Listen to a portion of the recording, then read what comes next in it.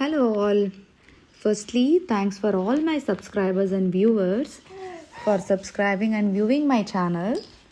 So today I just want to share some of the homegrown plants ಬಗ್ಗೆ like ಮನೆಯಲ್ಲಿ ಯಾವ್ಯಾವ ಥರ ಗಿಡಗಳನ್ನ ಹಾಕ್ಬೋದು, ಅದರಿಂದ ಏನು ಬೆನಿಫಿಟ್ಸ್ ಅಂತ ಎಲ್ಲರಿಗೂ ಗೊತ್ತು ಆಲ್ಮೋಸ್ಟ್. ಅದರಲ್ಲೂ ಎಸ್ಪೆಷಲಿ ಬೆಂಗಳೂರಂಥ ಸಿಟಿ ಅಥವಾ ಮುಂಬೈ, ಡೆಲ್ಲಿ ಅಥವಾ ಚಿಕ್ಕ ಪುಟ್ಟ ಸಿಟಿಗಳಲ್ಲಿ ಜಾಗ ಸಿಗೋದೇ ಇಲ್ಲ.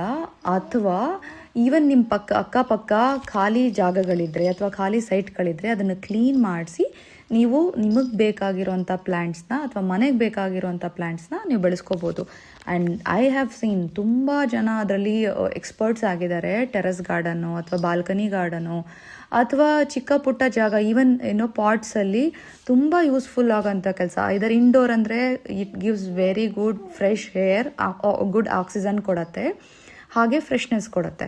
ಔಟ್ಡೋರಲ್ಲಿ ನಿಮ್ಗೆ ಬೇಕಾಗಿರೋ ಐದರ್ ಪೂಜೆಗೆ ಬೇಕಾಗಿರೋ ಹೂಗಳು ಅಥವಾ ತುಳಸಿ ಎಲ್ಲರ ಮನೇಲೂ ಇರುತ್ತೆ, ಆಲ್ಮೋಸ್ಟ್ ಎಲ್ಲರ ಮನೇಲೂ ಇರುತ್ತೆ.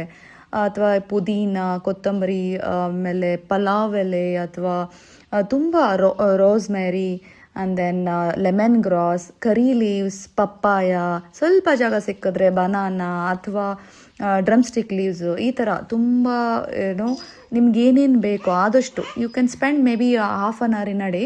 ಅದಕ್ಕೆ ಸ್ವಲ್ಪ ನೀವು ಯು ಫೀಲ್ ಸೋ ಗುಡ್.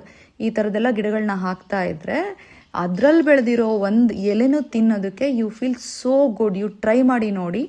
ಹಾಗೆ ನಾನು ಕೂಡ ಅದನ್ನೇ ಪ್ರಿಫರ್ ಮಾಡ್ತೀನಿ. ಇನ್ನು ಏನೋ ಒಂದು ಅಷ್ಟು ಶೋ ಪ್ಲ್ಯಾಂಟ್ಸ್ಗಿಂತ ಸ್ವಲ್ಪ ಯೂಸ್ಫುಲ್ ಆಗೋಂಥ ಪ್ಲ್ಯಾಂಟ್ಸ್ನ ಈವನ್ ಪಾಟ್ಸಲ್ಲಿ ಲೈಕ್ ಪುದೀನ, ಕೊತ್ತಂಬರಿ ಎಲ್ಲ ಬರುತ್ತೆ ಪ್ಲ್ಯಾಂಟ್ಸಲ್ಲಿ, ಲೆಮನ್ ಗ್ರಾಸ್. ಸೊ ಟ್ರೈ ಮಾಡಿ ನೋಡಿ. ಅದರಲ್ಲಿ ಬೆಳೆದಿರೋ ಒಂದು ಎಲೆನ ತಿಂದು ನೋಡಿ. ಅದರಲ್ಲೂ ಎಸ್ಪೆಷಲಿ ನೀವು ಬೆಳೆದಿದ್ದು, you feel so good. So this is a tip from my side. Please try.